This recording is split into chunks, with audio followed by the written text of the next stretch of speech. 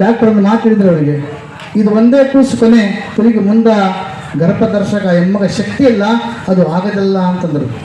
ಅಂದಾಗ ಈ ಮಾತು ನಮ್ಮ ಅಣ್ಣ ನನಗೆ ಹೇಳಿದ, ಅಲ್ಲಪ್ಪ ಹೆಂಗೆ ಮಾಡಮ್ಮ ಹಿಂಗೆ ಅಂದ್ರೆ ಡಾಕ್ಟ್ರ್ ಮತ್ತು ಆ ಎಮ್ಮಗೆ ಹೆಂಗ ಅಂತಂದಾಗ ಅಪ್ಪನ ಕೇಳ ಒಂದು ಮಾತು.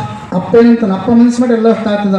ಅಪ್ಪ ಹೇಳಿದಾಗ ಇಲ್ಲಿ ಜಗತ್ತೇ ಬೆಳೀತದಂತೆ, ನಾನು ನೀನು ಎಂಬಕ್ಕೇನೈತಿ ಅಂದಾಗ ಅವಾಗ ಅಪ್ಪನ ಕೇಳಿದಾಗ ಇಲ್ಲ ಮತ್ತೆ ಕೊಡ್ತೀನಿ ಅಪ್ಪ, ಮತ್ತೊಂದು ಕೊಡ್ತೀನಿ, ಭಯ ಬೆಳಬೇಕು. ಇಲ್ಲ ಡಾಕ್ಟ್ರ್ ಬೇಡ ಅಂದ್ರೆ ಡಾಕ್ಟ್ರ್ ಬೇಡಂತ ಅದು ಹಂಗೆ ಇರಲ್ಲ, ಅಪ್ಪ ನಡೆಸ್ಕೊಡ್ತಾರೆ, ಹೆಂಗೆ ನಡೆಸ್ಕೊಡೋದು ನೋಡಂತಂದ್ರೆ ಮತ್ತೊಂದು ಗಂಟು ಕೂಸು ಆ ಎಮ್ಮ ಜನ್ಮ ಇಟ್ಟಿದ್ಲು.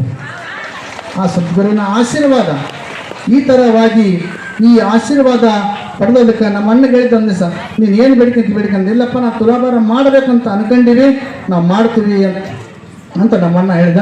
ಆಯ್ತಪ್ಪ ಮಾಡಂತಿ ಅಂತಂದಾಗ ಇಲ್ಲಿವರೆಗೆ ಮಾಡೋಕ್ಕೆ ಅವಕಾಶ ಸಿಗಲಿಲ್ಲ, ಅಥವಾ ನೋಡೋಕ್ಕೆ ಭಾಗ್ಯ ಅಥವಾ ಇಲ್ಲ. ಇವರೆಲ್ಲರೂ ನಮ್ಮ ಅಣ್ಣ